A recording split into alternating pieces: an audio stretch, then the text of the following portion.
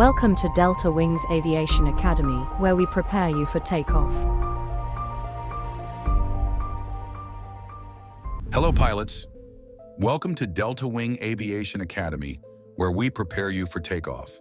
Today, we will be discussing lift, Bernoulli's Principle in aviation. Fasten your seatbelts as we prepare for takeoff and get a bird's-eye view of the details from the sky. How lift is created, Bernoulli's Principle made simple.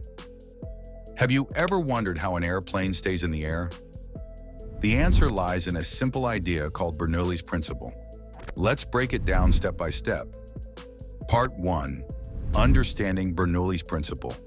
Bernoulli's Principle was first used to explain how fluids move through tubes of different sizes. Imagine a tube that becomes narrow in the middle and wider again at the exit. This type of tube is called a venturi tube. When the tube narrows, it's called a converging duct. When the tube widens again, it's called a diverging duct. Now here's the key idea.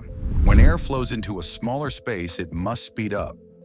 And when speed increases, static pressure decreases. This is Bernoulli's Principle in simple words. Fast air equals low pressure. Slow air equals high pressure. Part 2. Real-life example, carburetor. During suction stroke, air is drawn into the venturi, which has minimum cross-sectional area at the throat. As the air passes through the venturi, the velocity of the air increases to maximum at venturi throat. As the velocity increases, the pressure at venturi throat decreases and becomes lower than the pressure inside the float chamber. Part 3. Converging and diverging ducts. In a converging duct, cross-sectional area gets smaller. Air velocity increases, static pressure decreases. In a diverging duct, area becomes larger, air velocity decreases, static pressure increases.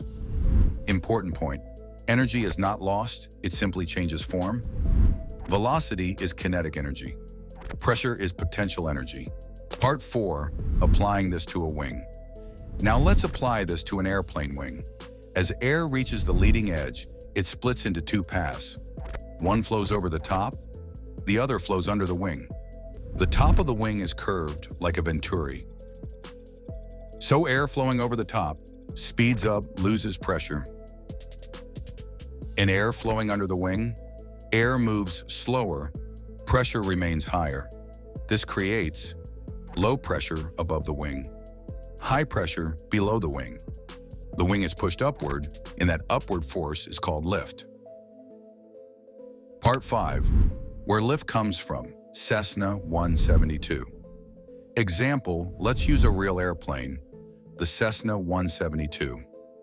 The Cessna 172 has a wingspan of about 36 feet. Its total wing area is approximately 174 square feet. Now imagine the pressure difference between the top and bottom of the wing is just 0.1 psi. That may sound very small, but watch what happens. There are 144 square inches in 1 square foot, so 174 square feet equals about 25,000 square inches of wing area. If each square inch produces just 1/10 of a pound of lift, the total lift becomes around 2,500 pounds. That's more than enough to lift the airplane, the passengers, the fuel, and the baggage, all created by pressure difference. About 75% of this lift comes from low pressure over the top of the wing. 25% comes from pressure acting on the bottom. Key takeaway. So remember, airplanes don't fly because engines push them up. They fly because pressure pushes them up. That's Bernoulli's Principle, turning airflow into lift.